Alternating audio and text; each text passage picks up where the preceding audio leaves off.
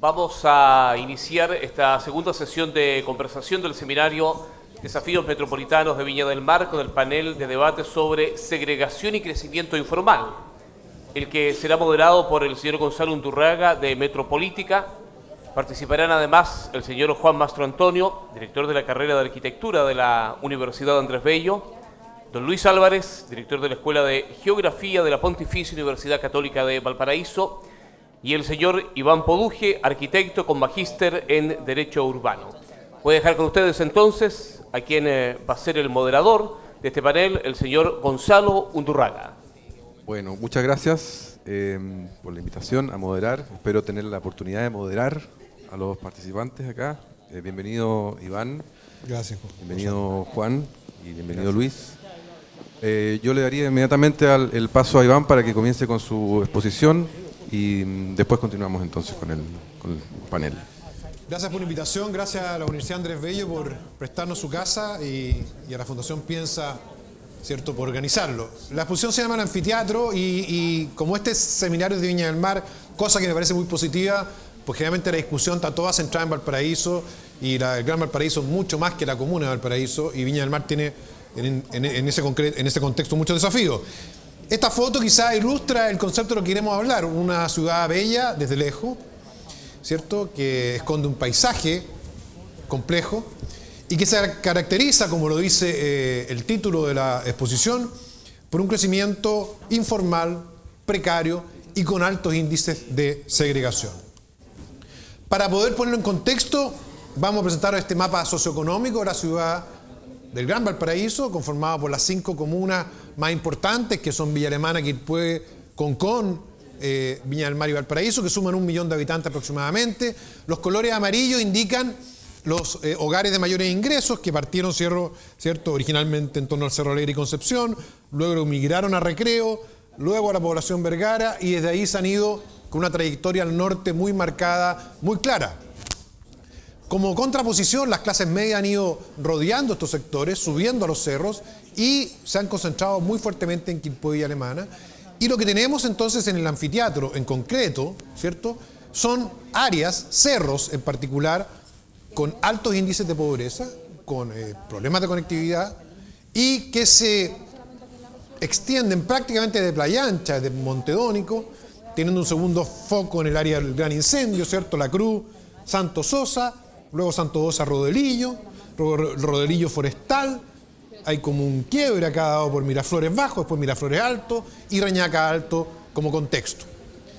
Como se ha señalado, y lo señaló el senador Chaguán y se ha hablado en extenso en este seminario, uno de los problemas que tiene la ciudad son los campamentos.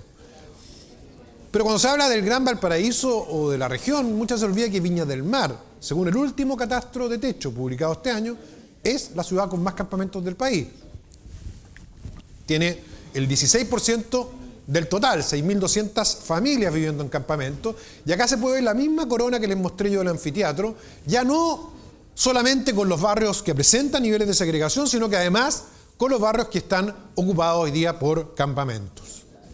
Según nuestra estimación, en barrios segregados, alejados, homogéneamente pobres, con bajos estándares de servicios y de urbanización, viven 45.200 habitantes de la ciudad de Viña del Mar, y además de ello 24.000 habitantes en campamentos. El total, 68.800 habitantes, que responde al 22% de la ciudad.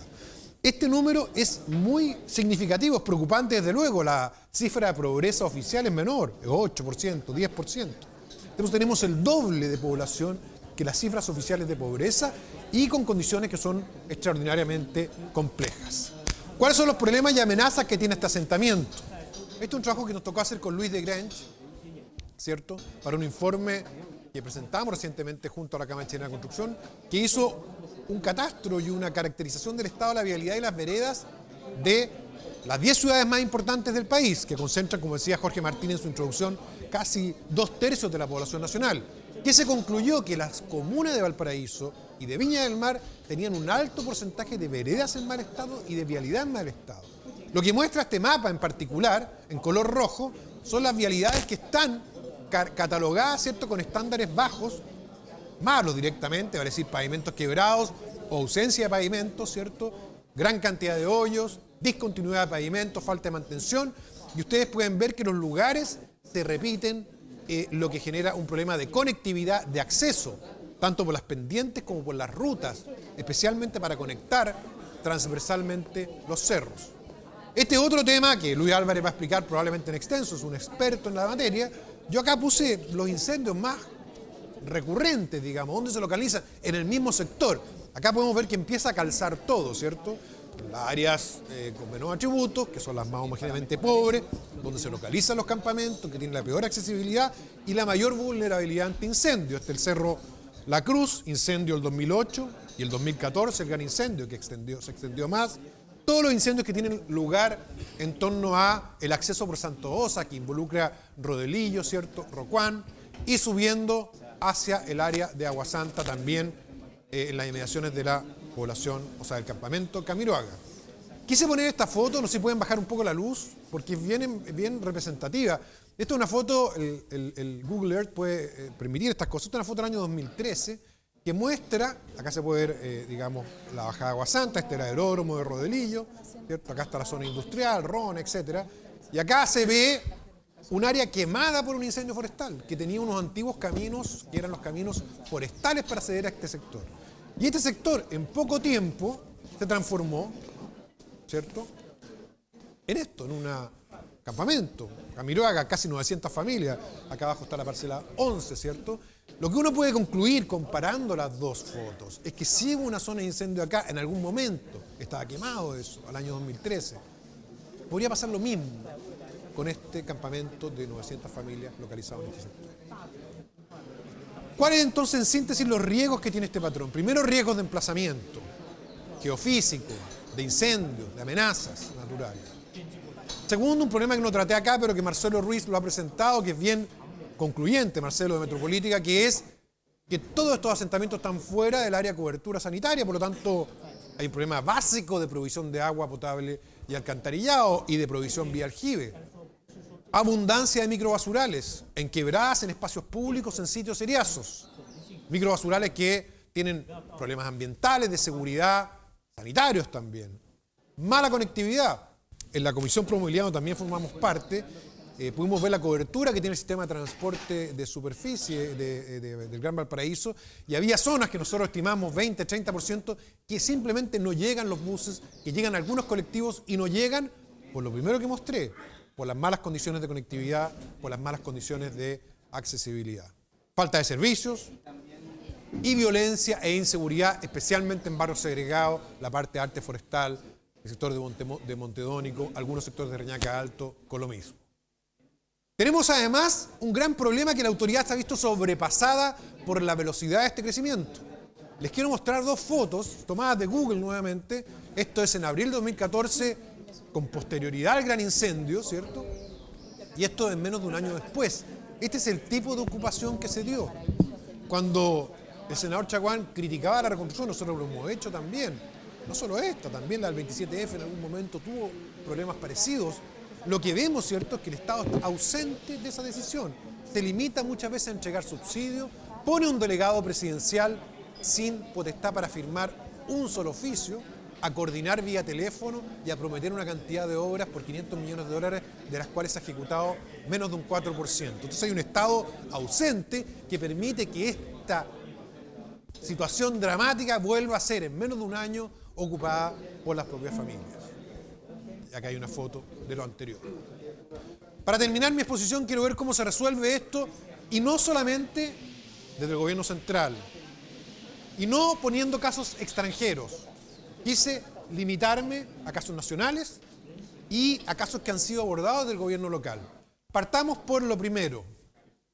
¿Cuáles son las primeras estrategias que diéramos? Y acá hago un mea culpa, nosotros, como Metropolítica. Creo que todos los organismos de pensamiento y reflexión tienen la mirada puesta en 2 o 3 temas nada más. Este tema no se ve y no está en agenda.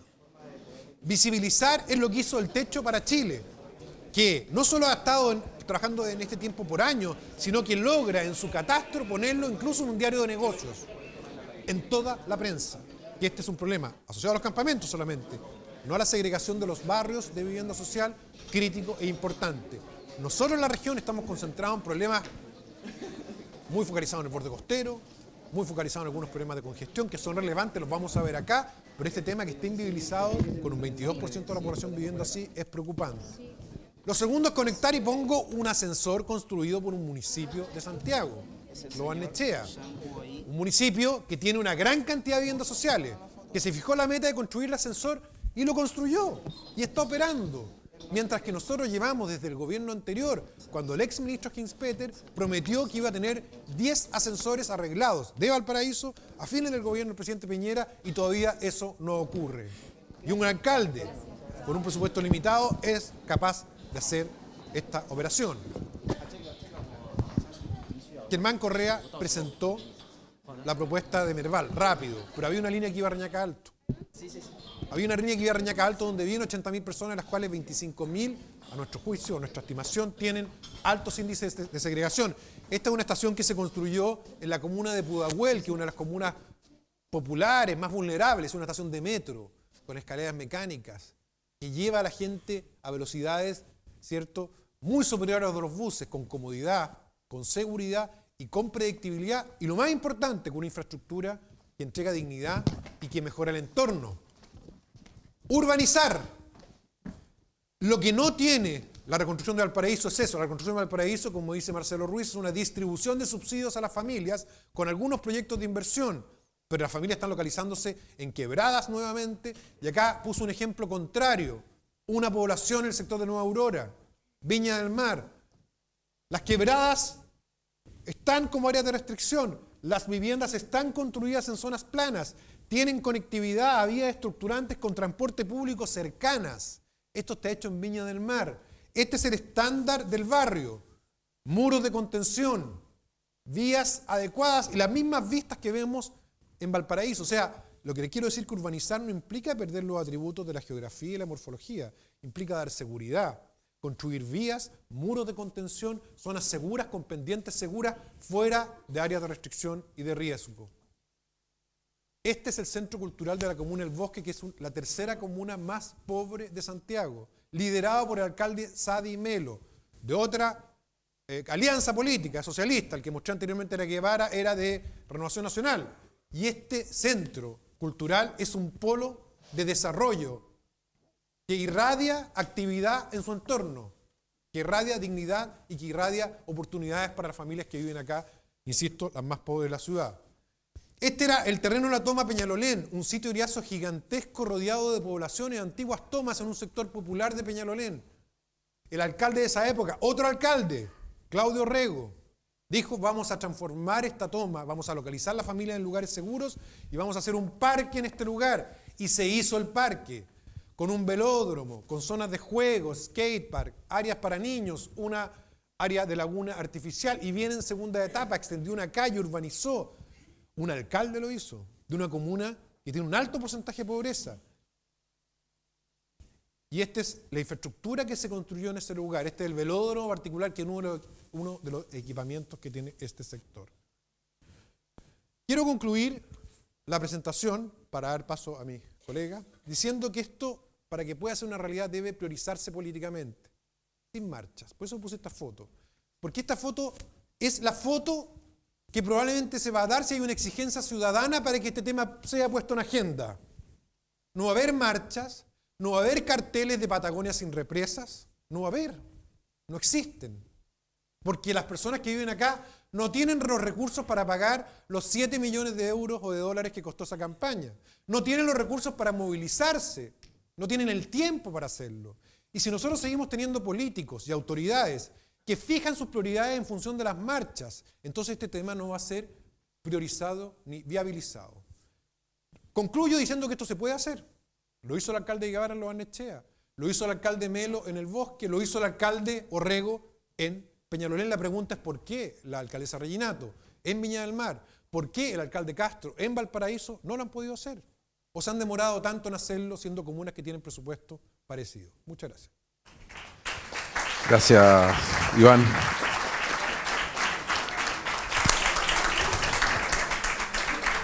Damos ahora el paso a Juan Mastrantonio e Iván Álvarez, que van a hacer en conjunto una presentación. ¿Sí? Bien, Yo me voy a permitir leer un poco porque escribí como 15 páginas, la reduje a 3, 2 y media, así que no me queda otra que leer, digamos, y es más corto.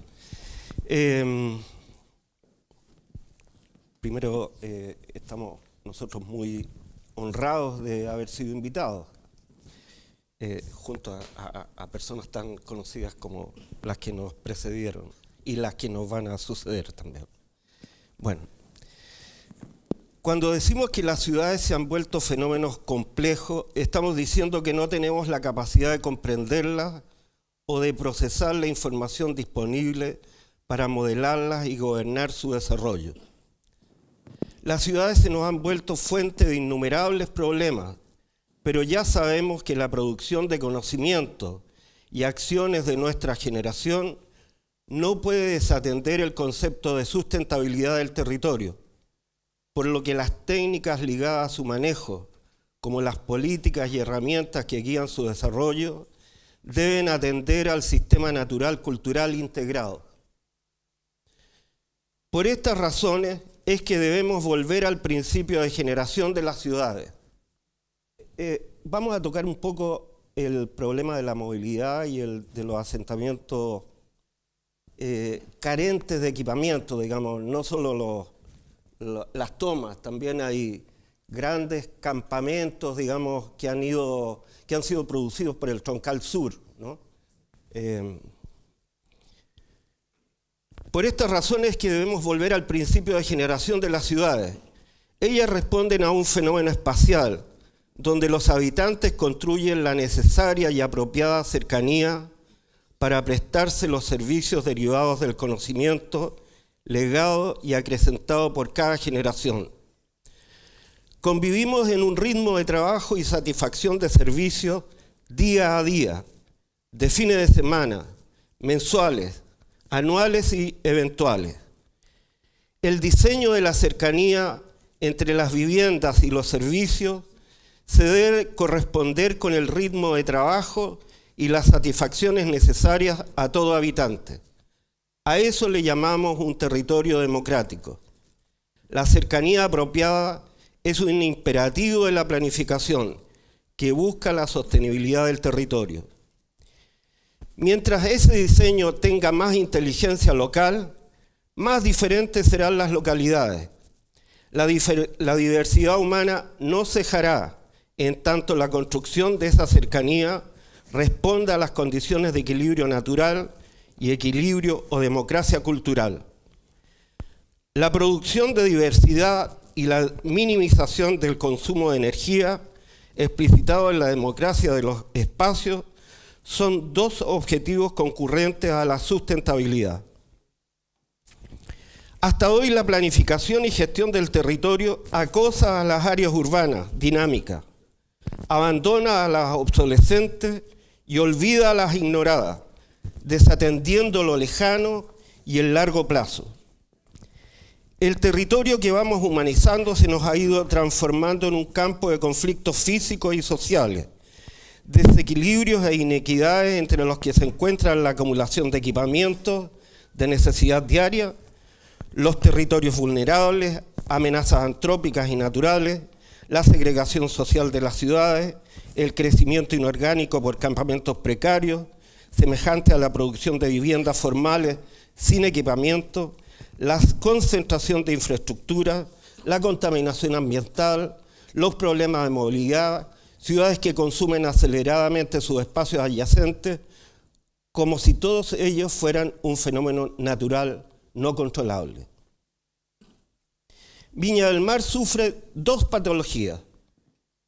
Es la comuna de mayor crecimiento informal y padece de una acelerada fiebre por movilidad. El abandono del territorio es la manifestación de un desorden pasivo. Su ocupación informal lo convierte en un desorden activo, de muy difícil reconversión en orden. Las tomas de terreno son fenómenos sociales previsibles, más aún en nuestra comuna de Viña del Mar, más aún en nuestra comuna. Formalizar esos territorios acarrea costos multiplicativamente mayores, mientras los costos sociales se arrastran por varias generaciones. En relación a la fiebre por movilidad, la polarización de equipamiento diario es un fenómeno previsible, tanto como provocado. La habilitación de los terrenos vulnerables antes de las tomas sería una estrategia inteligente que entiende que hay que preparar los territorios abandonados para atender su demanda, con el fin de ingresarlos como órganos integrados a la ciudad. Para curar la fiebre por movilidad es necesario distribuir su equipamiento, atendiendo y dotando de funcionalidad propia a cada ciudad de la metrópoli. Alguien dijo que los problemas que se arrastran se visibilizan cuando tenemos la capacidad de comprenderlos y solucionarlos. Pensemos entonces que ya comprendemos los conflictos que tratamos, que ya hemos construido un conocimiento que nos permite operar sobre ellos. Los conflictos nos reclaman avanzar hacia una planificación que conozca la totalidad del espacio natural en el que ocurren las ciudades como un fenómeno más. Proponemos nuevamente que la Unidad Espacial de Estudio y Planificación del Desarrollo de Viña del Mar sea nuevamente la cuenca, en nuestro caso, la cuenca del Marga-Marga. El primer actor de la cuenca es el agua. La cuenca tiene la forma del agua y el agua es el primer elemento ordenador del territorio. También se dice que debemos cambiar la legislación para actuar eficientemente en los problemas que aquejan a miles de habitantes viñamarinos. Gracias. Pensemos que gracias porque me encendieron una luz. Pensemos que el país posee una batería de instrumentos de ordenamiento y gestión suficientes para manejar un desarrollo territorial apropiado y sustentable. A nivel nacional, la Política Nacional de Desarrollo Urbano, que está guardada en alguna parte. Las leyes y ordenanza general, a nivel regional, las políticas regionales también olvidadas un poco. Plan regional de ordenamiento territorial, etc. A nivel comunal, el PLADECO es más importante que el plan regulador. Es tan importante, es decir, los dos son juntos serían son de una enorme energía de estructuración del territorio. Por ello pensemos también que para que haya organicidad de los instrumentos es suficiente un sentido común que no desatiende el sentido de la sostenibilidad. O cuidado del sistema de los bienes comunes, naturales y culturales. Es la necesaria legislación que obligue al cuidado del territorio que indican sus preceptos, la vamos construyendo, intertanto la practiquemos. Gracias, Juan. Bueno, Luis, ¿quisieras tú complementar esta presentación que hizo Juan o entramos a las preguntas? Es que va enlazada. Va enlazada. Va enlazada. Ya, ok. Adelante.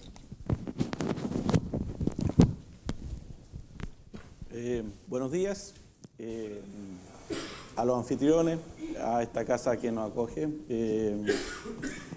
La presentación es una continuación de lo que Juan plantea, que está como en el metarrelato, está como en los componentes de principios que tiene que inspirar la planificación. Juan habla de volver a restituir esa idea original que tiene que ver con la cuenca del Marga-Marga. Para nosotros lo que estamos insistiendo desde hace un tiempo es que si va a haber una sostenibilidad urbana, esta tiene que ver con hacerse cargo de las condiciones naturales. O sea, la ciudad como soporte de las condiciones naturales es lo que necesitamos para empezar a introducir ciertos principios que nos van a hacer, primero, viable el desarrollo urbano y también contrarrestar las transformaciones que el cambio climático está instalando, ¿ya? Nosotros ya tenemos evidencia de 45 años de datos sistematizados de que los grandes riesgos a lo que ha sido sometida el Gran Valparaíso tiene que ver con condiciones de cambio climático. Los incendios, está claro, que encuentran su explicación en la amenaza de los bajos niveles de humedad producidos o sea, tenemos 7 grandes eventos de disminución de humedad, una media de humedad relativa en el Gran Valparaíso de 64%, se ha hecho dramática en los últimos 45 años, por tanto, 18% menos de humedad en promedio.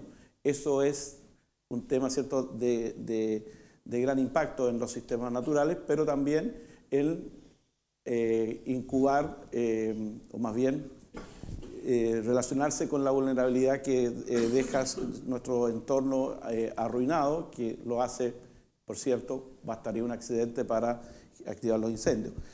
Bajo niveles de humedad, relación incendio forestal. Alta presión atmosférica, el anticiclón se instala en el verano, las marejadas. ¿Ya? Las marejadas van en los próximos años, con anticiclón permanente, vamos a tener en los sistemáticos daño a propósito del poco cuidado de nuestros sistemas naturales. Una cuenca como esta que evacúa, quise hacer una alteración y me lo permito desde un ámbito disciplinar como la geografía. Aquí está la estructura de la fosa abisal, por tanto, este es nuestro borde. Si estudiamos cómo opera este plano inclinado, ahí termina la falla en Marga Marga. Por tanto, la falla en Marga Marga técnicamente es la unidad que construye estos planos inclinados que dio forma a la cuenca del Marga Marga. Por tanto, técnicamente, todas las quebradas de Valparaíso son tributarios de la cuenca del Marga Marga. Por tanto, la unidad ambiental que hay que trabajar es esta, y en esta están los cambios que hemos estado señalando. Bajo niveles de humedad, tenemos cambios en la temperatura, promedio 0,76 grados más de temperatura en los últimos 45 años. Eso significa que la isoterma cero nuestra está 120 metros más arriba, por tanto tenemos menos agua, sabiendo que el Gran Valparaíso hoy día, ¿cierto?, en un 98% de las aguas que dispone de agua de bebida, Viña del Mar 164 litros de agua por día por habitante, la saca del Aconcagua. Por tanto, cambio climático, menos agua, ¿ya? Pero también la cuenca como unidad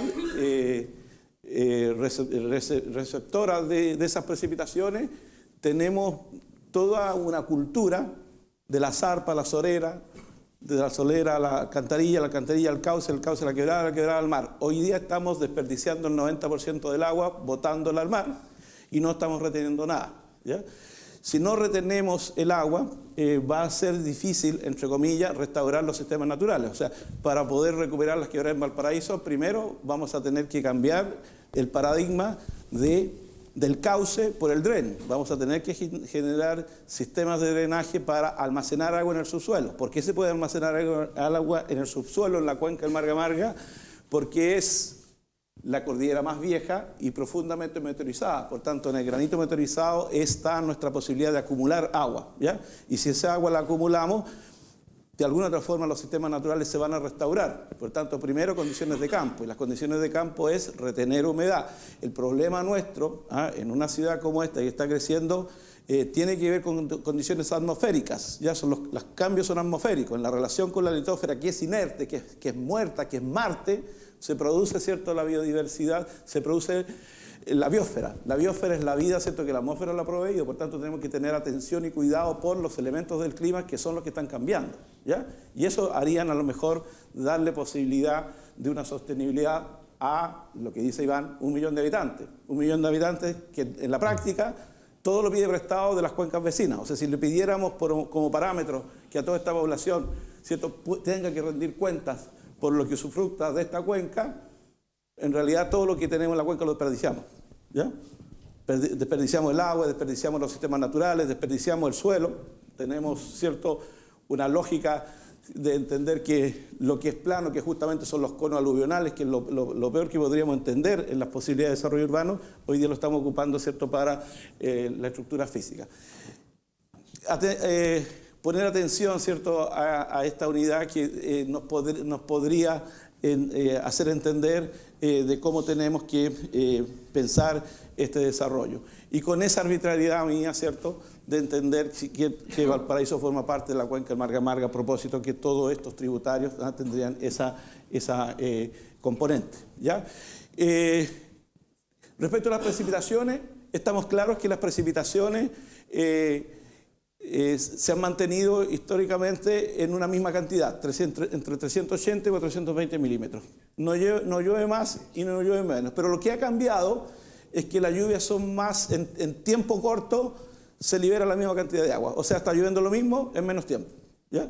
Pero para nosotros eso es un problema, ¿ya? Porque para el año 87, la gran inundación de Viña del Mar, en Villa Alemana llovieron 98 milímetros continuos, 24 horas. Y eso generó la inundación del estero de Viña del Mar. Hoy día técnicamente bastarían 60 milímetros para que efectivamente se inunde. ¿A propósito de qué? De que como no hemos dado la tarea de evacuar las aguas lluvias y no drenarlas, hoy día, ¿cierto?, estamos transformando el estero de Viña del Mar en un evacuador de aguas lluvias, ¿ya?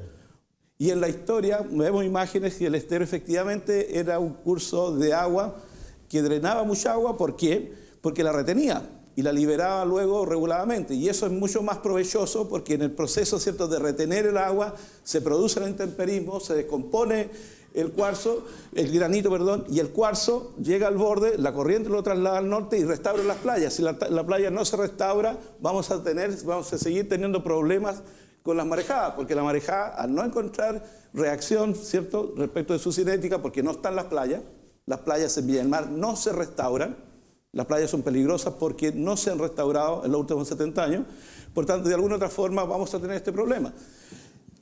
Y a propósito de esta idea, ¿cierto?, de liberar rápidamente el agua, vamos a tener más inundaciones, ¿ya?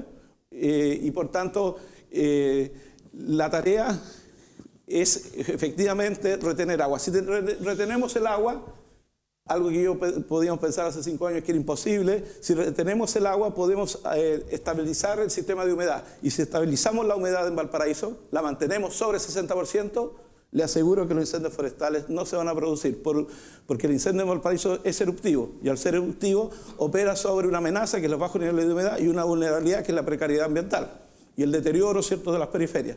Por tanto, de alguna otra forma, enfrentar y hacerse cargo de los sistemas naturales es también darle sostenibilidad a la ciudad respecto de estos temas que aparecen aislados, pero cuando lo empezamos a entender respecto de estos elementos de orden atmosférico, empezamos a desarrollar el tema. De la planificación que hablaba Juan, el metarrelato, a la idea, ¿cierto?, de la unidad que tiene que ser para el Gran Valparaíso. El Gran Valparaíso es una sola ciudad, ¿ah? Viña del Mar a lo mejor hoy día está siendo muy concentradora de servicios y efectivamente es epicentro del desarrollo urbano, ¿ya? Desde la idea de la región funcional, Viña del Mar efectivamente ya tiene un liderazgo dentro del Gran Valparaíso, ¿ya? Y eso tiene que saberlo, estar a la altura del rol que le toca asumir, ¿ya? Los asentamientos informales son problemas del Gran Valparaíso, no es un problema, claro, en la idea de territorio está circunscrito a la jurisdicción de Viña del Mar, pero el tema es metropolitano, ¿ya? Y en esa lógica, ¿cierto?, habría que empezar a entender la otra escala, la escala que uno entendería lo urbano, ¿cierto?, local. Que se pueden restaurar las condiciones, una anomalía en una obra como fue esta, el Troncal Sur. Cuando se terminó el Troncal Sur, la acción de intervención mejoró el plano de pendiente para evacuar más rápido porque la sección del estero se reduce, el Troncal Sur está dentro del estero. ¿Hasta dónde llegó la obra de tratamiento del curso de agua? Hasta donde terminó la conexión con Uno Norte y Álvarez Viana. En eso se generó un canco, y ese canco, ¿cierto?, también la obra de Troncal Sur canceló todas las conexiones clandestinas del barrio industrial.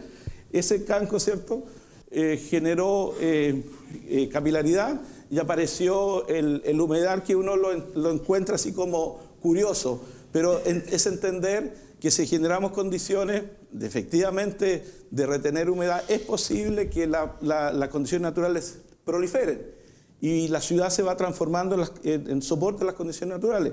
Y la curiosidad de tener hoy día Coipo ahí en el puente de Villanelo o en donde lo vean en el estero es producto de que algo pasó, pero esto no se propuso como tal, pero sí hay un tema, ¿cierto?, en que lo único que esto muestra que hay, entre comillas, capacidad biológica en el interior de la cuenca del Marga Marga para poder restaurar los sistemas, ¿ya? Y a lo mejor y se puede proyectar, ¿no?, que podría ser una forma regular. El granito sano bajo impermeable, el granito meteorizado y las capas de óxido. Este es el típico suelo de Valparaíso. El agua se retiene aquí, ¿ya?, a través del sistema de drenaje, ¿ya? No en embalses que no sirven, los espejos de agua al final se evaporan. Este es el agua que Valparaíso siempre ha acumulado y la evacúa por sistemas abisales, que son las quebradas, que terminan ciertos vertientes. O sea, el Gran Valparaíso, o sea, todo el sur de Viña del Mar es aporteñado, tienen la misma estructura original. Cuando son todas estructuras abisales, tectónicas, que lo que hacen por ahí aflora el agua. Por tanto, tenemos barrancos, no tenemos quebradas, y tenemos vertientes y no cursos de agua que evacúan agua lluvia.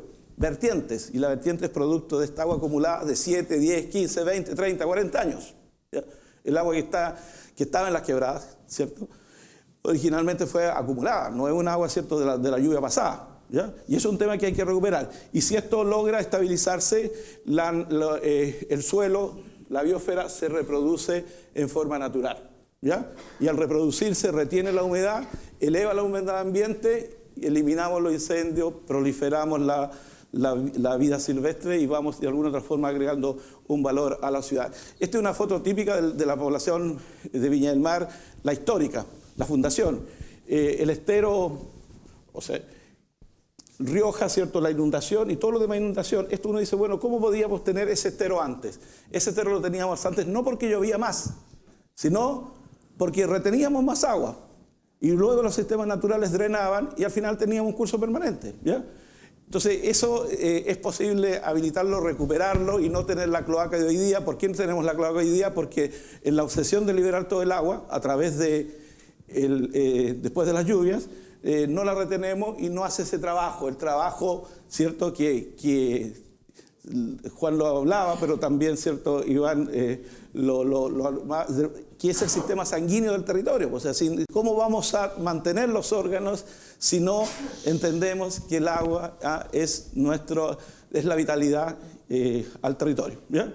Bien, a las tomas. Aquí nos pasamos así como nos dieron un tremendo título y hay que hablar ¿y por qué hay que hablar? Pero voy a hablar desde la práctica de lo que observamos, ¿ya? Por trabajo con el municipio de Viña, que mantenemos un proyecto con la Comunidad Europea hace mucho tiempo, hemos logrado armar antecedentes, ¿cierto?, y poner el antecedente, es decir, cómo estas cosas suceden, ¿ya? Los asentamientos informales tienen toda una lógica en la organización, ¿ya? Son los grupos, los comités de allegados más prolíferos y fértiles en la capacidad organizativa hoy día en la ciudad, ¿ya? A veces las uniones comunales de comités de allegados son más importantes que las mismas UNCO en cómo se han ido organizando. Hay una capacidad y una sinergia instalada de un conocimiento y una experiencia heredada que lo ha hecho, ¿cierto?, operar. Efectivamente, a propósito de la foto de Iván, la toma Felipe Camiroaga se activa post-centenario, 2010. Y a causa, ¿cierto?, de la postergación de programas de vivienda para Viña del Mar, a propósito de la reconstrucción del tsunami, sobre todo en la sexta y sexta región. Por tanto, se postergó un programa de un comité de razón de vivir y, por tanto, comienza ya un proceso dramático en el sentido de las condiciones ambientales, siempre mirando desde el territorio. A propósito de lo que he dicho acá, sí hay un problema, ¿cierto?, de conflicto respecto al lugar donde se ubica. Quisiera hablar un tema, dice, ¿de dónde aparece? ¿Por qué la toma se silenció? ¿Por qué no es la toma violenta de la década del 60? Porque cambiamos el discurso, ¿ya? Y antes de la venida de Juan Pablo II a América Latina, la Conferencia Episcopal de Brasil, que es la más grande del mundo, colocó, que en el fondo es el magisterio de la Iglesia, colocó una serie de observaciones, la más clásica, y justamente, no sé acaso por coincidencia o paradojalmente, el Papa la repitió en Rodelillo, justamente donde está la toma. ¿Y qué es lo que dijo el Papa en ese lugar? Para nadie puede ser superfluo lo que para otro es lo necesario, ¿ya? Por tanto, técnicamente, castigaba al especulador y segundo, ¿cierto?, planteaba que era un modo de acceder a la vivienda, ¿ya? Y en el mismo lugar, ¿cierto?, del altar del Padre, o sea, en el año 2011, en julio del 2011, se activó la toma. ¿Por qué? Por lo mucho lo que se hablaba acá. Esto hace rato que ya estamos haciendo los inventarios en Viña del Mar y hace rato que tenemos los datos que hoy día efectivamente se divulga. Pero con detalle, cómo fue sucediendo. Tenemos un itinerario completo, cómo se activó la toma. Desde la decisión, ¿cierto?, de tomarse una propiedad que era municipal, al rechazo de otro y luego, ¿cierto?, la oportunidad para el resto. Y así se activó un proceso, ¿cierto?, de ocupación espontánea entre julio de 2011. Recién, ¿cierto?, en septiembre el propietario informa, no sé acaso se había enterado del proceso, pero aquí hay un itinerario que si uno lo coloca casi un año de invisibilidad se hace visible y se judicializa. Todo esto es lo previo a la judicialización. Pero se activó en julio de 2011 y estamos en el 2016, ¿ya? Y uno dice, bueno, ¿y para quién no interesa saber que son 5 años? Es que 5 años, tómenlo ahora como son 5 años de un niño que llega a la toma. Hoy día ese niño ya tiene 10 años. Y le aseguro que cuando se consolide o se radique ese campamento, en Viña del Mar, promedio, ese niño, ¿cierto?, va a tener 35 años. Por tanto, va a heredar la pobreza. El gran problema de los asentamientos precarios, ¿cierto?, heredan pobreza, ¿ya? La vida de un niño son de tiempos lentos, ¿ya? Y como esos tiempos lentos van quedando impregnados en él, en cambio para los adultos pasa rápido. Pero ya en algún momento, ¿cierto?, se entiende es adulto cuando la toma, ¿cierto?, se logra consolidar. Normalmente ellos heredan esa pobreza, ¿ya? Por tanto, esta cosa, ¿cierto?, de problema territorial, ambiental, que yo lo veo muy crítico, a algo que a lo mejor no es de mi competencia, pero hay que decirlo que es un tremendo problema social respecto, ¿cierto?, de los tiempos que estamos considerando para esto, ¿ya? Todavía está en el proceso, ¿cierto? Es lo más seguro que van a quedar como usurpadores y van a tener que restituirlo, pero ahí recién, ¿cierto?, se va a tomar como problema político, ¿ya? Bueno, es un tema, la misma imagen que presentaba Iván, aquí un poco más está hecho todo el loteo, cómo se operó, ¿cierto?, de haber partido en enero de 2012, o sea, 8 meses después, 25 hectáreas estructuradas, 4 comités de allegado, 1.300 familias. A septiembre de hoy día, ¿cierto?, son 68 hectáreas, ¿cierto?, 6 comités de allegado, 2.200 familias. De alguna otra forma, bueno, ¿y cómo se llega a organizar una toma como esta? En lo fundamental es justamente el gran error, y en esto quiero relacionarlo con lo anterior, el gran error que se ha implementado en Valparaíso son los caminos cortafuegos, que no cortan el fuego, porque como es el incendio eruptivo, no tiene sentido. Al final, los grandes promotores de la accesibilidad hacia el territorio son los caminos cortafuegos, ¿ya? Los caminos cortafuegos son, o sea, en el sector norte de Viña del Mar, la avenida Las Maravillas, ¿quién lo era? El camino cortafuegos. El camino que estructuró esto eran los 2 cortafuegos, que el municipio invirtió en ellos, porque CONAF le dijo que había que hacer el camino cortafuegos. Pero el camino cortafuegos técnicamente permite para acceder al incendio forestal, pero relativizando el camino cortafuegos ha terminado estructurando las tomas, ¿ya? Esto hay que discutir, o sea, lo discuto porque igual con CONAF hemos tenido una serie de desencuentros en que si es oportuno o no promover los cortafuegos. Creo que no, porque hay que entender que en Valparaíso es un incendio eruptivo, ¿ya? Y el camino cortafuegos no juega ningún rol. Si vamos a hacer caminos cortafuegos, hay que hacerlos de 200 metros de ancho. Y así no se proyecta al otro lado, porque como el incendio, ¿cierto?, es por implosión, ¿ya? Entonces todos sabemos, ¿cierto?, que ni siquiera el camino La Pólvora en Valparaíso detuvo el gran incendio, ¿ya? Entonces hay que colocar atención a lo que hacemos. Yo creo que esas son viejas estrategias de no entender la mecánica del fuego, porque lo tenemos poco estudiado, para poder entender, ¿cierto?, en qué se han consistido estos caminos cortafuegos. La acción de la toma es rápida, espontánea, con desechos, con lo que exista, ¿cierto? Hay toda una estrategia, pero también lo otro que hay que instalar, a propósito de lo que decía Juan, nos cuesta caro las tomas, ¿ya? Esto, por ejemplo, fue en el año 2013 lo que el municipio de Viña del Mar gastó en ¿qué? En abastecer de agua por un tema de salud pública, sacar las basuras, tema de higiene, generar en invierno, pasar máquinas porque los caminos generan cárcava y había que mejorarlo, y insistir en los cortafuegos, porque el lugar es vulnerable. Y bueno, y lo otro, ¿cierto? Promoción son habitantes que hay que apoyarlo y por tanto anualmente, o sea, 554 millones, ¿cierto?, en mantener la toma. Si eso lo hubiéramos destinado a lo que se está planteando acá, a la infraestructuración del territorio, la infraestructuración del territorio no solamente es la infraestructura física, ingenieril, es también la infraestructura verde, ¿ya?, que lo podría dar una posibilidad, ¿cierto?, de recuperar estas condiciones de entorno precario. Bueno, acá hay una serie de principios que yo creo por el tiempo los podemos pasar, por qué se desarrollan allí, cuál es el principio, ¿cierto?, de cómo se ocupan. Hay todo el cortafuego funciona fundamentalmente, o sea, el tema, ¿cierto?, más allá del área urbana, todas las posibilidades son silvoagropecuarias, pero el entorno de Valparaíso, Viña del Mar, Quilpué, Villa Alemana, el Gran Valparaíso estamos hablando acá, el Gran Valparaíso tiene un suelo, entre comillas, subutilizado. O sea, estamos hablando de las clases tipo 7 desde el punto de vista agronómico. O sea, ¿qué posibilidades tienen? Si no es bosque, el abandono, ¿ya? Y si el bosque es subsidiado, me quedo con el subsidio como utilidad y lo abandono, ¿ya?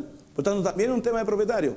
Y me atrevo a decir que muchos de ellos, algunas tomas son fomentadas por los propietarios, ¿ya?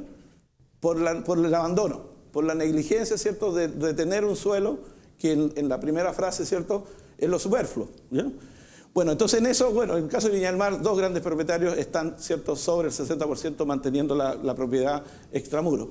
La accesibilidad, los temas de la infraestructuración dado por los cortafuegos, y esto es un tema, ¿cierto?, claro, uno dice, bueno, todas estas son las posibilidades del límite urbano, no, esto es todo un modelo idealizado, ¿cierto? Llega el límite urbano, los valores de suelo se van encareciendo, ¿ya? Pero ahí se genera un tremendo margen, pero si no tenemos suelo agrícola, de riego, no tenemos empastada, porque la empastada acá en Viña del Mar, Valparaíso, son de 2 meses, terminamos la actividad forestal, pero la actividad forestal deteriorada, abandonada, por tanto estamos en el abandono.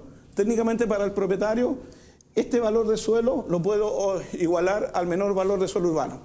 Por tanto, al final siempre se entiende que es un buen negocio para el propietario estar, entre comillas, no estar vigilando el lugar, no haber un capataz, no haber un cuidador, porque esta posibilidad está, cierta, ¿ya? Y por eso, ¿cierto?, que lo que se hace, se desafecta, se genera la parcela y vamos, ¿cierto?, empezando un proceso lento, que en la práctica, ¿cierto?, demora 18 a 20 años, más todo el margen, ¿cierto?, del estado judicial del problema, son los promedios que tiene Viña del Mar para regularizar una toma. Por tanto, este es un problema que, de alguna otra forma, no tenemos capacidad, ¿cierto?, para castigar la especulación y tampoco para entender en la lógica, ¿cierto?, de cómo están hoy día acometidas las enajenaciones, darle algo viable. Por tanto, tenemos que hacernos cargo, ¿cierto?, de resolver la erradicación, pero la erradicación es con herencia de pobreza, querámoslo o no, es con herencia de pobreza, y la otra, ¿cierto?, que tendría que ver con tratar de, y esto, bueno, acá está el EXEP, la Urrutia, yo creo que este es un proyecto de infraestructuración genial, que es abrir para Viña del Mar la vía Simón Bolívar, estructurarlo. Si lo estructuramos bien, queda bien integrado, ¿cierto?, la posibilidad del ferrocarril hacia el sur, tiene que ser funicular, hacia el norte a lo mejor ferrocarril, pero hay que empezar a armar, a propósito de lo que mostraba Iván con el ascensor en Santiago, empezar a infraestructurar. Territorio visible es territorio infraestructurado. Y territorio infraestructurado no desde las condiciones a lo mejor, como lo coloco acá, más obra física, sino también entender que aquí están los grandes corredores ambientales. O sea, todo lo que está sucediendo acá arriba en Felipe Camiroaga, de alguna otra forma nosotros lo vamos a tener como repercusión en la Plaza de Viña del Mar. ¿Por qué? Porque la Plaza de Viña del Mar, Quinta Vergara, Santuario de Naturaleza, Palmar del Salto, Quebrada Quinta Vergara, Sistema Naturales, Reserva de la Biosfera, es un corredor biológico. Por tanto, de alguna otra forma, no atender la periferia es también negar la posibilidad de, entre comillas, darle sostenibilidad a los sistemas naturales del plano, ¿ya? ¿Por qué tener problemas hoy día? Los problemas de alergia de la ciudad, los problemas de alergia de la ciudad se deben única y exclusivamente a que los corredores nosotros los hemos ido cancelando. Y al cancelarnos se nos hizo hostil la ciudad, porque los sistemas naturales quieren también reproducirse y por tanto van a polinizar más y van a generar un problema. Bueno, lo dejaría hasta acá para que podamos... Muchas gracias, Luis. Grande.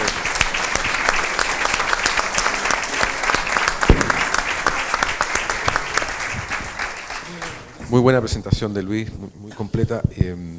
Podríamos decir que la informalidad se ha instalado como un hecho físico real desde hace ya más de un siglo, quizás, en la zona, en la quinta región, en Valparaíso, a partir de su condición de puerto, que está bien ubicado como una bahía estratégica, pero no con un hinterland apropiado para el asentamiento urbano. Sin embargo, como fue muy pujante en algún minuto, eso hizo que empezara a llegar gente, y diríamos que a partir del terremoto del 6 empieza a haber ya una primera intento del Estado, ¿no es cierto?, de hacer una política de habitación obrera, etcétera. Y eso en el terremoto del 39 en Chillán genera como un reimpulso, y tenemos un poco el advenimiento de la modernidad en Chile, ¿no es cierto?, con un montón de villas racionalistas, Concepción, etcétera. ¿Qué pasó con eso? Quería preguntarle un poco a Juan, desde su experiencia, ¿no? ¿Qué pasó con la modernidad, con estas soluciones habitacionales más modernas que ocurrieron en los años 60, 70, y que luego pareciera ser que por un cambio a lo mejor del modelo económico quizás, o porque no fueron en su momento bien pensadas o no asimilaron bien el fenómeno de la informalidad? En el fondo es un tema como más orgánico quizás que la pura racionalidad de estas soluciones en su momento planificadas. Mira, yo no creo que los planes de vivienda hayan estado atentos a las tomas informales, nunca, ¿no? Sino que han ido detrás de las tomas. El fenómeno de Viña del Mar responde a un área rural abandonada completamente, sin ninguna explotación económica. Y obviamente las tomas están alrededor de ciudades que son más dinámicas, no hay tomas en... No. Las ciudades que tienen cierta dinámica económica, ahí es donde aparece la... Porque la gente tiene expectativa de trabajo, obviamente. Hoy día entonces, Iván, pareciera ser que la solución a esto es más bien, más que pensar en grandes paños que tengan la posibilidad de ser urbanizados o con soluciones habitacionales, sería más bien atacar el problema desde las soluciones de movilidad, de accesibilidad, de un sistema de transporte, pero ¿cómo se puede compatibilizar eso con el actual sistema de transporte que de alguna manera está capturado por la micro, digamos, por el colectivo, por otro elemento? Yo creo que está capturado el Ministerio de Transporte por esa lógica, antes que la micro. O sea, hoy día el Ministerio de Transporte tiene una obsesión, más que una obsesión, una fijación por los buses y las micros, que anula cualquier tipo de innovación en esa materia. No es casualidad, digamos, que los asesores hayan tenido, en el caso de Valparaíso, tan lento desarrollo, que no haya habido apoyo político cuando se plantean extensiones de metro o de trenes de cercanía en otras ciudades. Siempre hay un tope desde el Ministerio de Transporte y desde el Ministerio de Desarrollo Social o el Ministerio de Hacienda para avanzar. Yo creo que tiene que haber un cambio de mentalidad. Lo que estamos trabajando en la Comisión Pro Movilidad busca eso, que haya una malla diversa que se adecue a la realidad del territorio y por sobre todo que agregue valor, no solo mueva personas, que es lo que hace el Metro de Santiago, que es lo que hicieron los bolivianos con sus teleféricos y también los colombianos. Yo creo que eso nos ha faltado acá porque el criterio de diseño del transporte sigue pensando en reducir costos y reducir tiempo de viaje con una mentalidad de los Chicago Boys del año 80, digamos. Ya está absolutamente superada por los hechos. Ahora, Valparaíso, con el incendio que tuvo, deberíamos reconocer que hay un plan, un esfuerzo del gobierno, los ministerios están trabajando, y ahí hay unos servicios que están planificando algunas soluciones. De hecho, hasta la DOH, por ejemplo, está trabajando en la actualización del plan maestro de agua lluvia de todas las quebradas de Valparaíso. Está Metro con estas iniciativas de los ascensores. ¿No será el momento también de que los municipios cambien un poco como su modo de visionar la ciudad y puedan, en el fondo, gestionar estos proyectos que están a nivel central, antes de esperar cambios constitucionales o cambios de, qué sé yo, gobiernos metropolitanos, sino que con lo que tienen poder hacerse cargo de estas oportunidades que son históricas, no se vuelven a repetir, ¿no es cierto? No sé qué piensas tú, Luis. Sí, bien. Tú trabajas en este caso estabas hablando de un proyecto con el municipio de Viña, es decir, hay algunas oportunidades que pondero ese proyecto. Yo creo proyectos como ese pueden transformar un lugar, aunque puede causar a lo mejor, el bulldozer siempre asusta, pero sí son acciones de infraestructuración. Pero si esas infraestructuras están acompañadas también con un poco de acciones concurrentes, a lo mejor trabajar acompañando ese proyecto, los sistemas ciertos de áreas verdes, que al final todos los espacios públicos que nosotros recuperamos, los recuperamos de los residuos que dejamos a partir de los procesos de ocupación espontánea.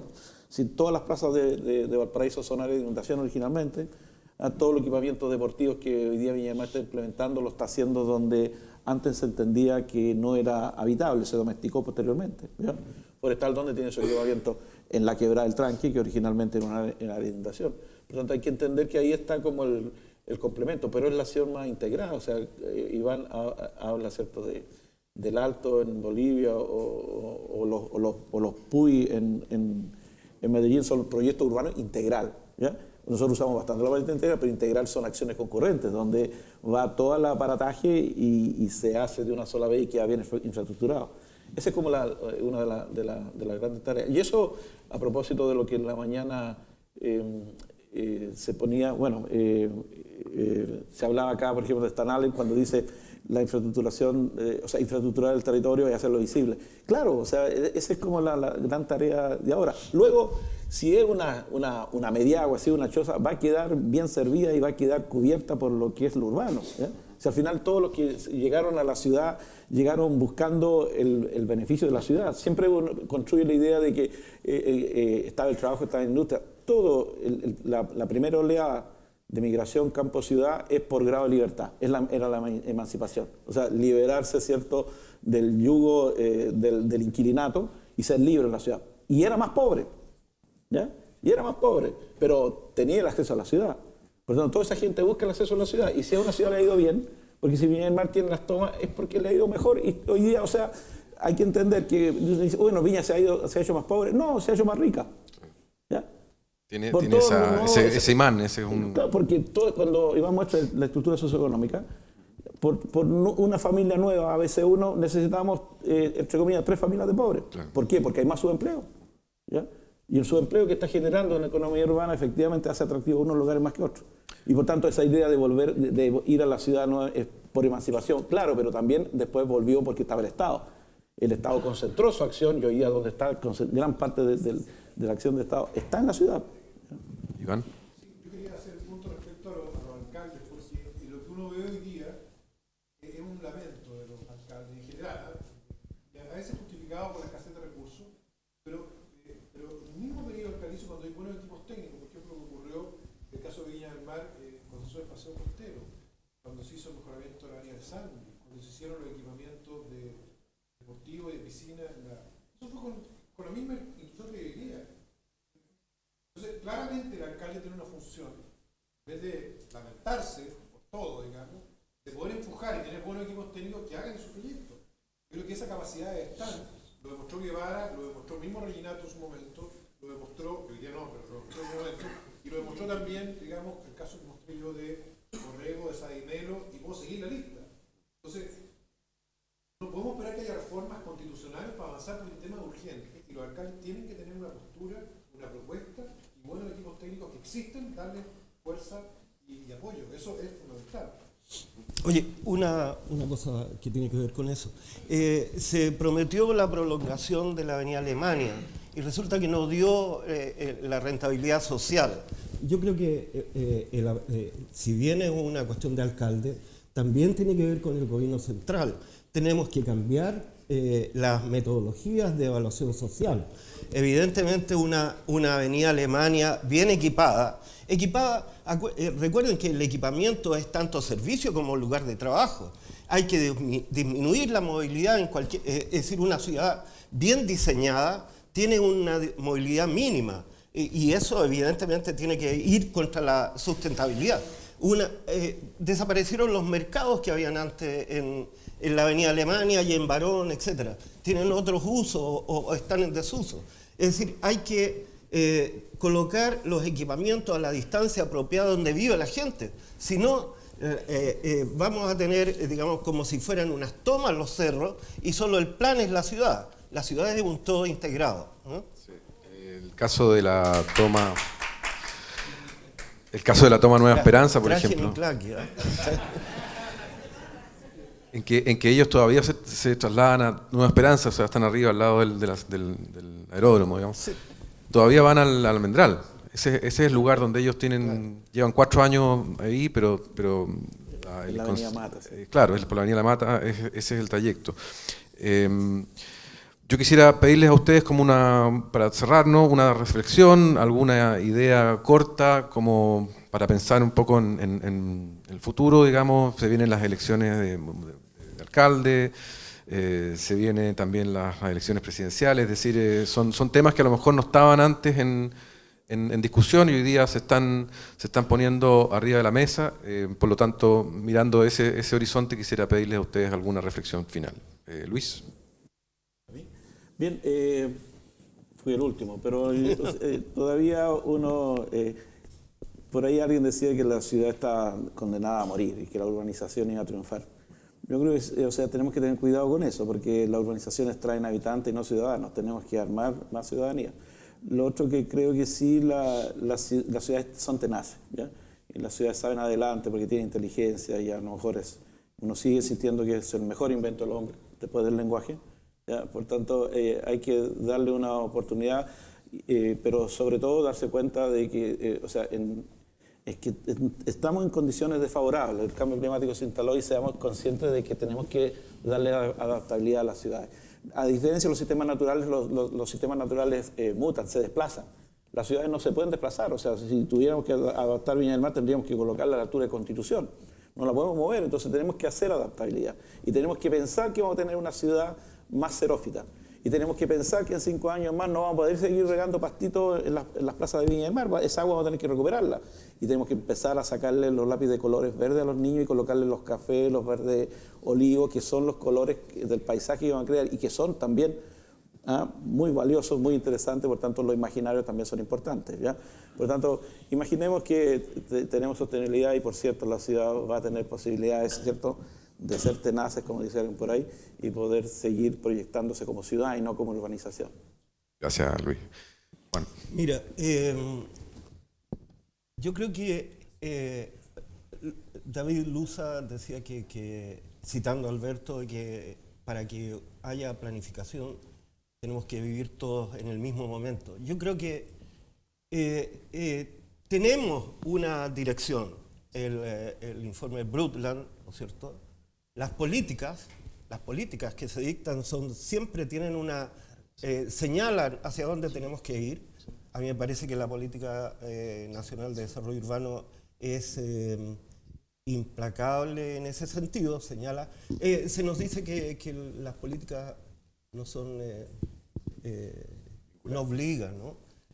Pero, ¿qué quiere que...? Yo no entiendo eso. No hay que estar obligado para cumplir lo que tenemos que cumplir, ¿no? Entonces, basta con que haya concurrencia, ¿no es cierto? No es necesario el mismo momento, digamos. Basta que haya una concurrencia, que se obedezcan las políticas para que efectivamente hagamos lo que tenemos que hacer. Y una otra cosa que no tiene que ver con el seminario. Los urbanistas, los arquitectos tienen como 2 cabezas totalmente distintas. Nada que ver con el seminario. Los urbanistas trazan o tienden a la cercanía y los arquitectos en una pequeña casa atienden la lejanía de los lugares. Me pareció una cosa rara que tengamos tan diferente atención. Eso es para los estudiantes que hayan aquí, no para el resto. Todos los estudiantes. Iván. Sí, 2 puntos. Respecto a lo municipal, lo que uno esperaría que se ha dicho largamente un lugar común que haya propuestas, ¿cierto?, de los candidatos.